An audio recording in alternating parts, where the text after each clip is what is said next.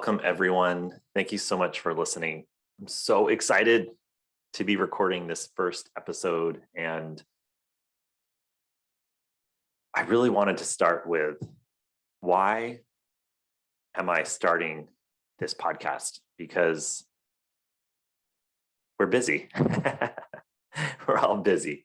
No, but in all seriousness, I really wanted to make sure you understand why am I starting this podcast. And I want to actually share that through a story.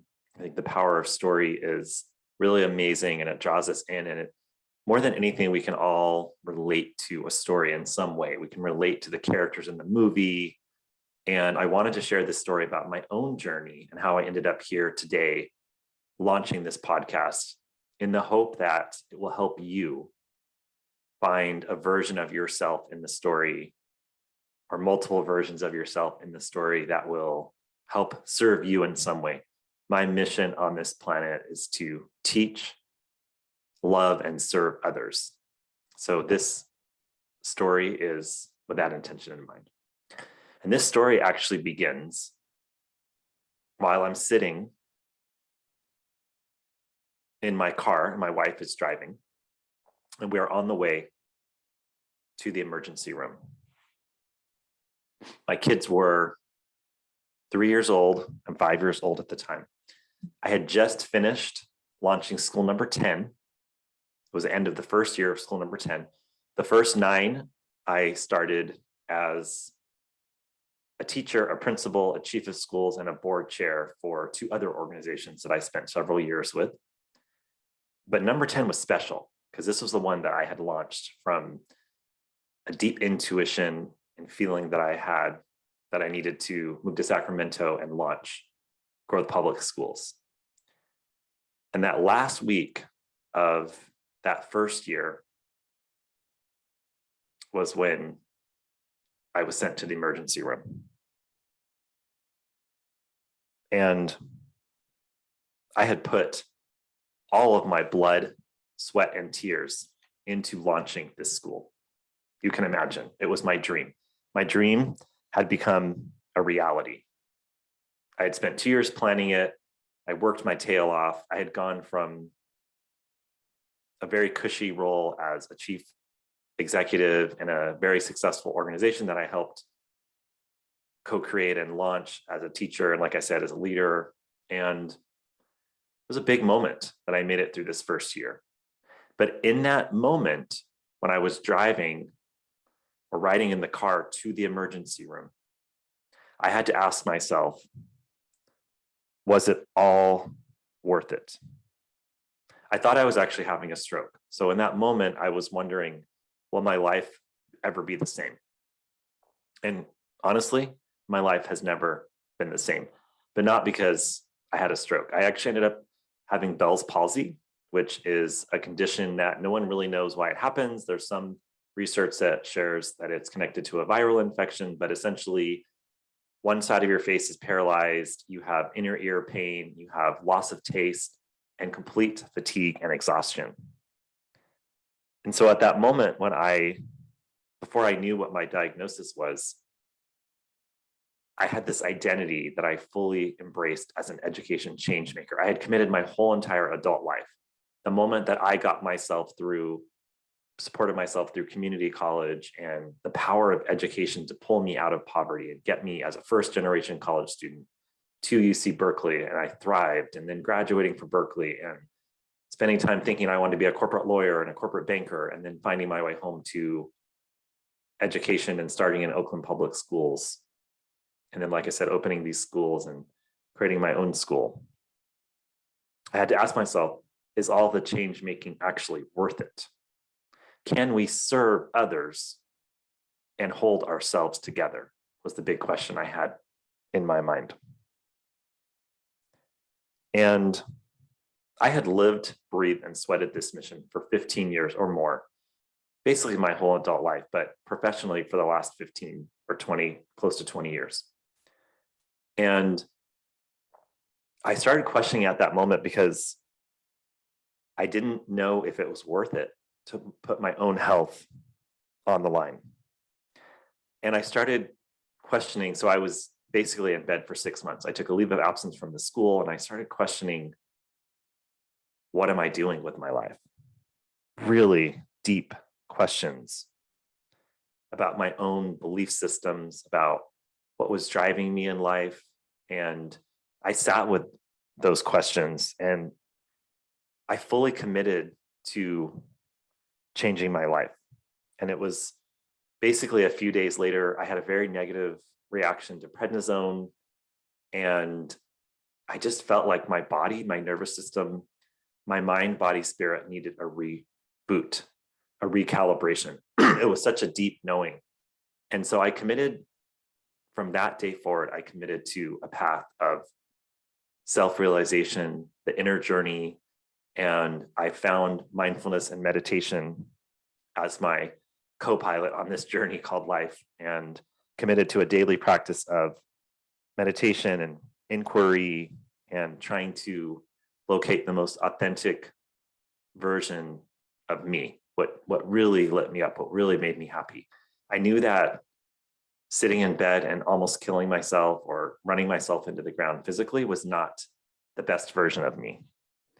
So over the last 9 years, I've been on this journey of embarking upon thousands of courses, working with the best mindfulness teachers in the world, and taking the courses, listening to the podcast, joining the groups, becoming part of the community groups, making friends across the world that are on a similar journey, and having the conversations, reading the book, leading the groups. I've led a group the last couple of years called the Inner Sangha, where we journeyed and endeavored to try and understand what this all means.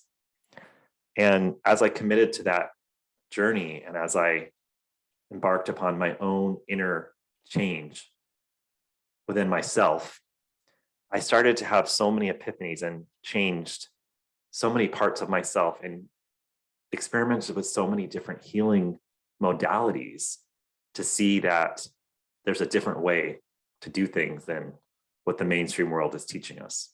And it was incredibly empowering, life-changing, transformative, all the words you can imagine. And it was through this journey that I launched my last podcast to share and have guests, that I felt like I wanted to share this with the world.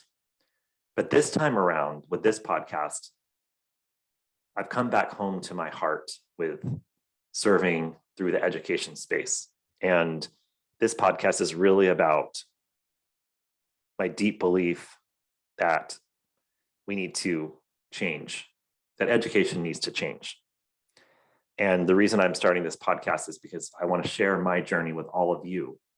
And I also deeply believe that the paradigm of education needs to change in two key areas. And there's the macro and the micro. We'll start with the micro. The micro is educator well-being.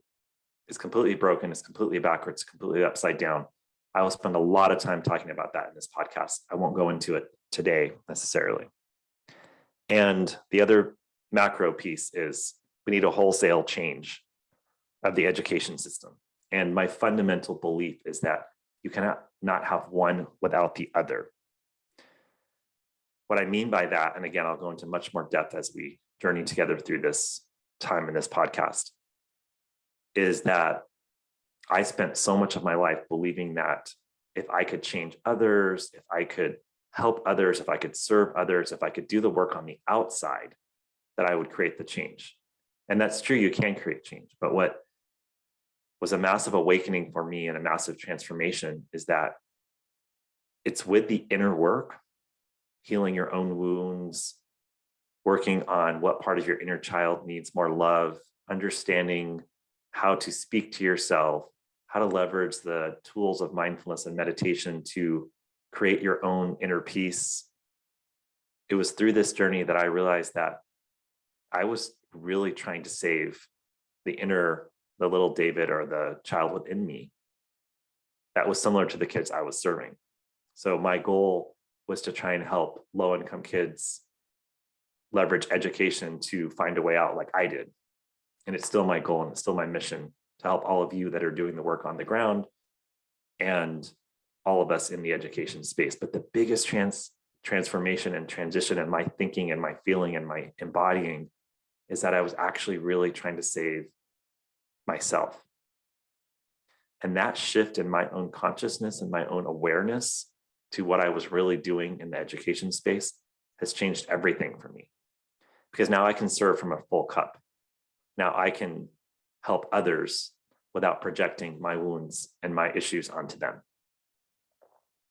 And so my contention here is that we all have a part to play and a role to play in reimagining and reforming and changing our education system. And the key part that you have is to begin to look within inside yourself and to understand where your blocks are, what's going on in your own heart that needs to be excavated and examined and inquired. And so this podcast will be a journey to help you do that. I'll share tools and tips and tricks like I shared in the other, in the trailer and the intro. And as we do that together, as we build this community together, I've always been a community builder, coalition builder, a movement builder. I want to build this movement together so we all work together to work on the inner blocks, the issues within ourselves, so that we start to create change on the outside. And what I see and what I envision and what I believe is that as we do this together and we work together to heal ourselves, that we start to heal the collective, we start to heal the community, we start to heal the people around us. And I believe this because I've seen it through my own direct experience. I've seen the ripple effect of when you do the work on yourself and you start to really commit to transforming your own inner self and focusing on finding the stillness, finding the peace within you. You find that part of you that is completely free, timeless, boundless, expansive, and you connect with that part and you start to lead from there. You start to create change from there. And you start to see the magic and the miracles that happen when you do that. You start to see how the education space starts to change around you, wherever your role is, whatever your role may be, whether you're in the classroom, whether you're leading a school, whether you're another role in the education space. This podcast is for you. It's to help you journey into your own growth and expansion. And it's to give you the tools. It's to help you see that you have all of the power. You are not the victim. And I deeply believe that as we come together and create this change within ourselves, I know for a fact, my own intuitive knowing fact, that this change will happen collectively, like I said, through the ripple effect, through the grassroots, and it'll happen one person at a time, and it'll start to multiply. Whether you're in a more traditional version of the education system or you're on the vanguard creating a new model or working in a completely different system or an alternative system, this is really for those of you that are educating our next generation. And maybe you've lost your spark, maybe you've lost your way, maybe you forget why you came into the field in the first place, and you just need a reminder of what the best version of you feels like and looks like. I hope that these words, that my stories will give you that spark, will ignite that spark wherever you are in the journey of the spark within you. And most importantly, I want you to understand that we can be education change makers and live a life of peace and sustainability.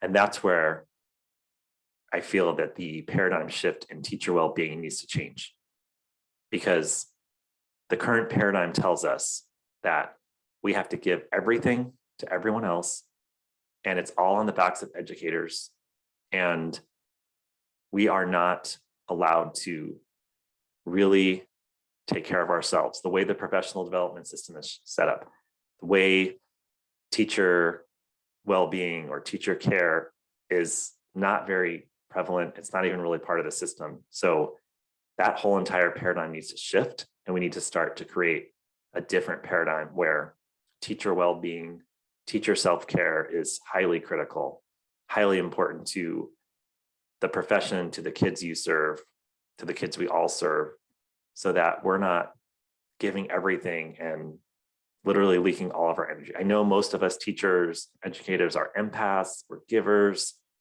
And I'm here to tell you that it's time for you to give to yourself. I'm giving you permission to make giving to yourself your number one priority. Not because you're selfish, not because you think that you're taking that, because you think that doing that takes it away from the people you serve. It's an and. You can create the change you envision, that you dream about, and you can live a life of peace. And I think that's absolutely incredibly absent in our education system. And after the pandemic, it's even more difficult and needed to care for our teachers that do this hard work, our educators, whoever, whatever role you're playing. It's hard work. Service fields are hard work. And so as you begin to heal yourself and love yourself, you can live your mission. So you can begin to ask yourself questions like, what is my mission and my role? And I used to ask myself those questions. I'd get these glimmers, these little tidbits, these little bright lights of clarity, and then they would just go away as I went through my busy life. But as you begin to embark upon this journey of mindfulness and meditation, your intuition, your clarity within, the peace within you will start to speak clearly to you and share, this is your mission. Little whisper, that inner voice that you want to trust and you don't feel confident enough to trust, it'll start to tell you what your role is. You definitely feel, I'm guessing, like I feel, which is the system education needs to change. You know it could be so much better. And you know that the people in it are doing everything they can to create an amazing experience for the young people. Yet the system itself, you have to work against it. So I want to help us all work together to create a system where you are allowed to take care of yourself, love your kids unconditionally, love yourself unconditionally, and we start to chart a new path together for the future of education. And it's predicated upon reimagining the system and doing our inner work and focusing deeply on teacher well-being.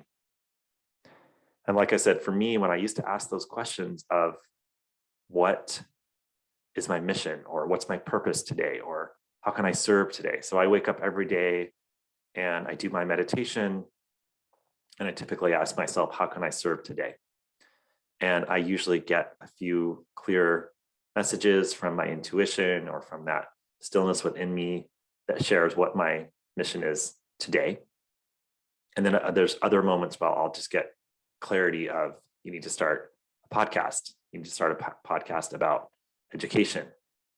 And I kind of begin to follow the breadcrumbs and continue to show up each day to know that this is my mission, the big picture and today.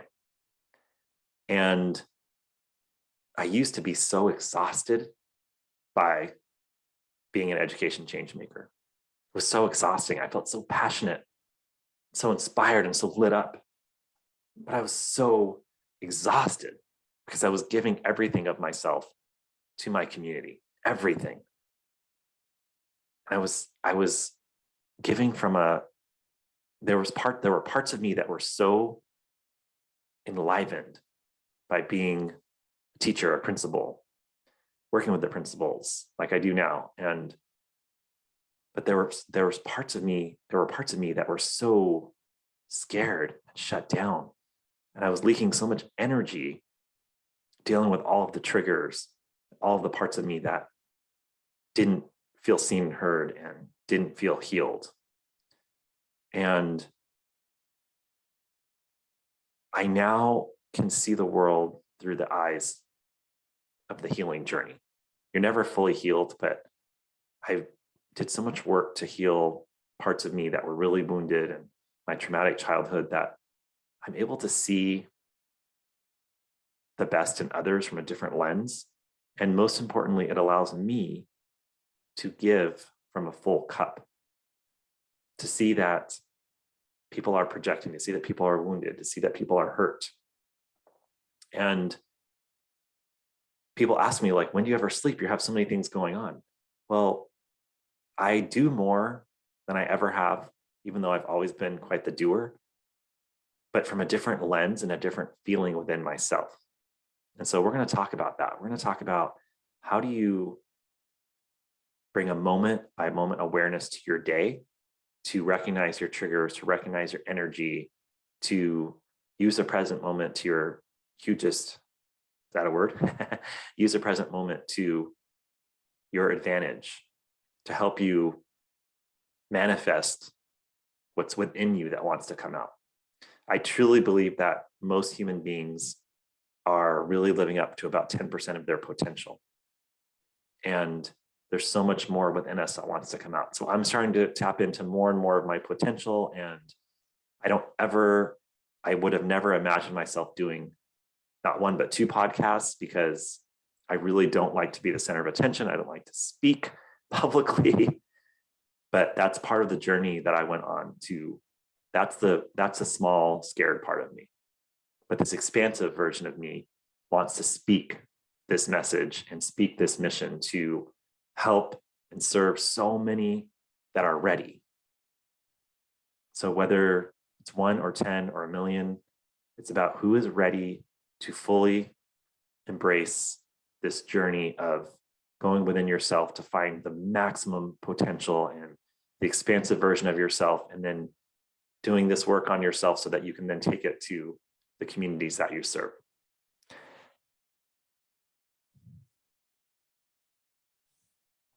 Just to be clear, my life is not perfect. I'm not never sad or always happy, any of those dualities that we like to put ourselves in. What I will say is that I have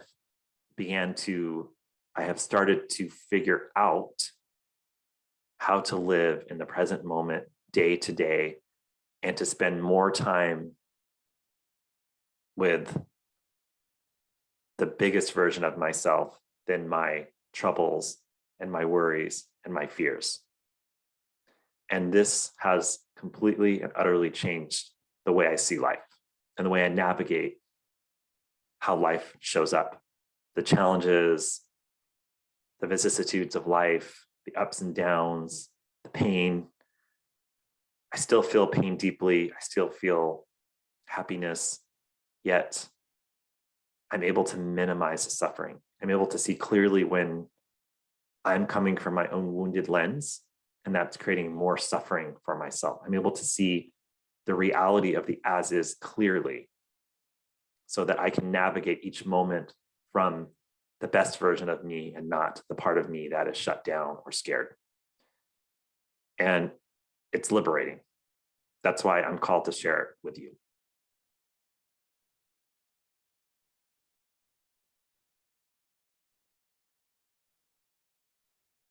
And as I get better and better at navigating each moment, I can literally feel in my body when I'm in expansion or contraction. I can feel when I'm in an expansive state. I can feel when I'm in the flow state. I can feel when I'm contracted and in the limited mind and concerned and worried and seeing things from this very small perspective. And I begin to be aware of that each moment of my day. And that allows me to live in the flow state for the majority of my life. Becomes a default from the busyness and the worry and the suffering of the mind to a place of flow and ease and peace within yourself. That's why I'm launching this podcast. That's why I'm pushing myself into something that's actually quite uncomfortable for me, getting more and more comfortable each day, which is to be sharing a podcast and be sharing with you as someone who really is a born teacher who wants to help others and doesn't want to make it about me. But this is actually not about me. This is about you. This is about you healing yourself. This is about you finding your path back to your best version of yourself, or tweaking around the edges to get yourself really in flow. Because what I deeply, deeply believe in, and I care so much about, is that we know that our role as educators is to serve the next generation of young people. And if we're stuck in our own limitations and our own fears and our own inner child wounds, then we're not helping them as much as we can. So that's why I'm doing this right now, even though it's not the easiest thing for me to do.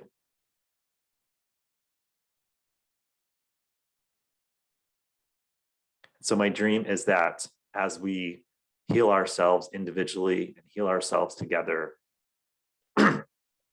that we are able to heal our communities and to take care of ourselves and create change within the education system, one person at a time. And that this podcast helps lead to more and more people wanting to do the work on themselves. And that I find other guests that have also done deep work on themselves and that have a vision for a better future for our education system and a better future for their own lives, so that this ripple effect begins to go across the world and help as many people as possible and create better environments and systems and experiences for the young people in our education system.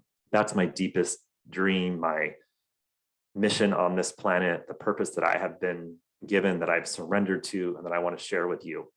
So we will go from the macro to the micro and everywhere in between. And it's going to be an amazing journey.